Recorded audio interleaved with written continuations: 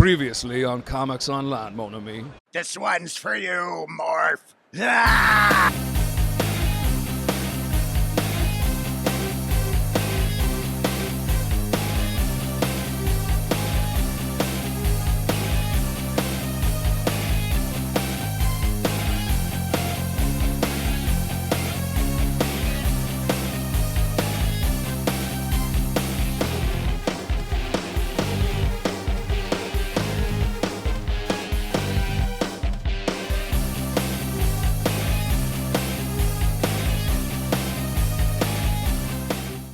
AJ, I'm so excited to spend some time with you at C2E2 and finally get to actually do an interview with you. So me too. Yeah, Thank this you. is really exciting. This is an overwhelming convention.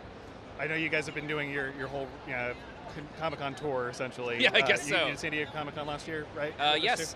So excited that we get to celebrate the world of X-Men, and the fact that you got to play Gambit for X-Men 97 is an incredible thing. Yeah, it's really, for someone who's been a lifelong fan of Gambit and X-Men, this couldn't be more surreal. I feel like at any second the real guy's going to show up and they'll be like, get out of here, kid. Like, yeah, they've been keeping Gambit secretly, the actual actor, in a closet somewhere, or I have been. Well, I'd love to start off with, what was the casting process like? I know, stepping into this role when someone was already in it for the X-Men animated series is no small task for you as an actor, but what was the process like for you to get to this point? It was terrifying, because I grew up listening to Chris Potter as Gambit, and so I was a fan of his. And when I got the auditions, it was all secret. It was all the names were changed, and I eventually put it together. I was like, oh, this is X-Men.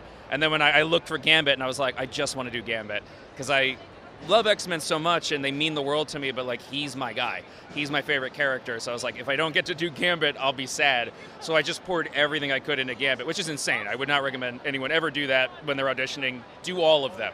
But in this case, I was like, I feel incredibly lucky. The odds were in my favor. But yeah, I just went for Gambit, and somehow it worked. I think they just sensed that if I didn't get it, I'd cry and make their lives miserable.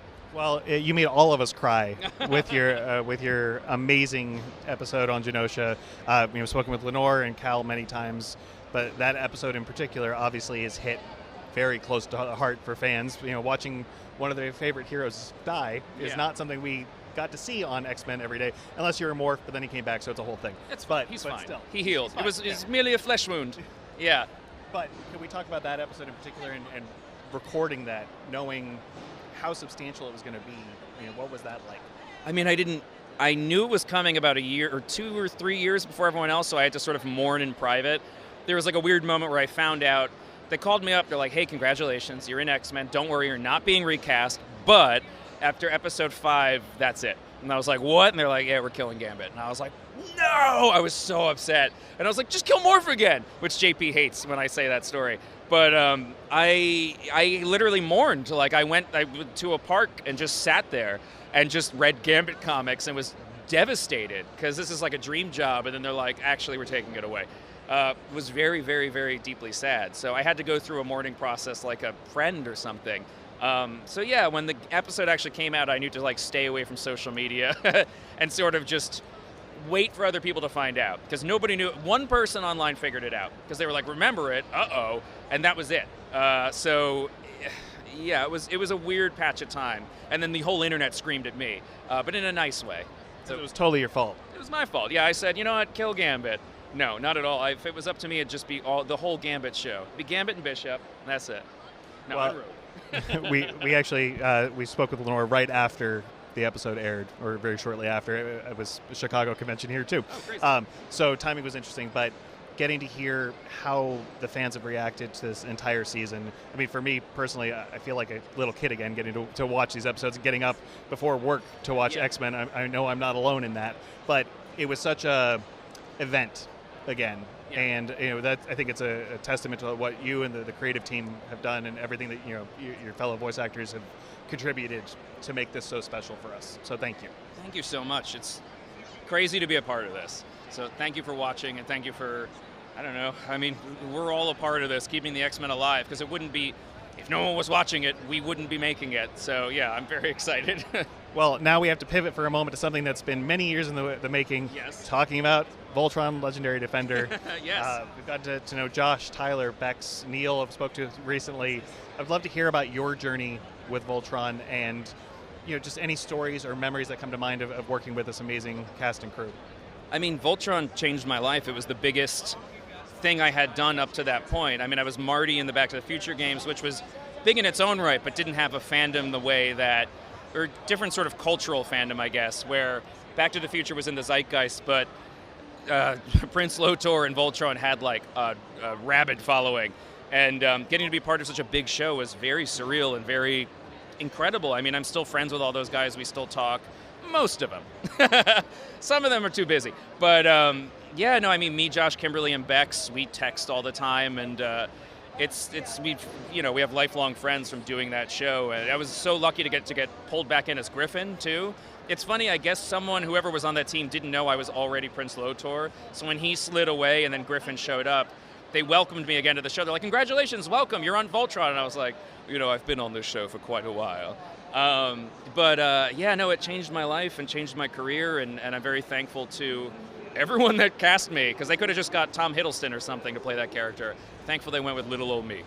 I was just thrilled that the series got to go on as long as it did and get to explore the characters. And I mean, the Voltron universe obviously has had a couple iterations over the years, but getting to see this level of storytelling, this level of detail, was something we haven't seen before to this scale. Yeah, no, totally. I mean, it was a whole new class of animation and style and humor. To see that elevated from the 80s in a way that was just refreshed. And also, I mean, the thing that I feel like gets underplayed is how funny it was. And that was such a cool thing to see, is it's like, this is a different kind of Voltron. And even with X-Men, it's a similar thing where it's like, it's still at its core the same, but we're sort of just modernizing it in a way that I think is appropriate and okay and doesn't feel put on. No, I think the X-Men 97 was the next evolution of the characters and the expansion. But yes, but then it was the next logical evolution for this interpretation of the X-Men universe. Yeah, I agree. I also loved X-Men Evolution. I'm not gonna I did too. That had the prettiest, well, don't tell Lenore. My big crush was Rogue in X-Men Evolution as a kid. So one of many crushes. Now you get to work with Lenore, you get to work with Cal and Isaac and Catherine and Adrian. I mean, what a wonderful group of people to be around if you're going to be doing something like this. It's weird to be on a text thread with like all the X-Men. It's not, there's no way for me to understand it. My little kid brain's freaking out. So anytime I'm like tired or I'm just like, oh man, I'm exhausted, I'm like, oh my God, I'm an X-Men, an X-Man.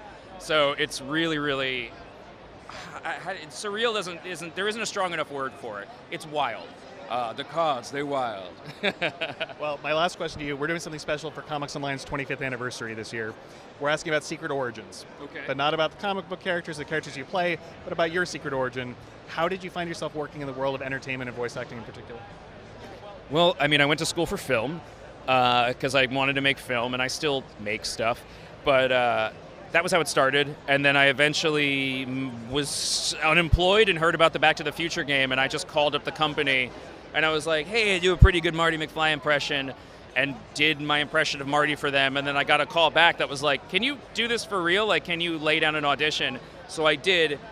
Didn't hear anything back for like 3 months, and then in that time had moved from New Jersey to LA just because I was cold and depressed.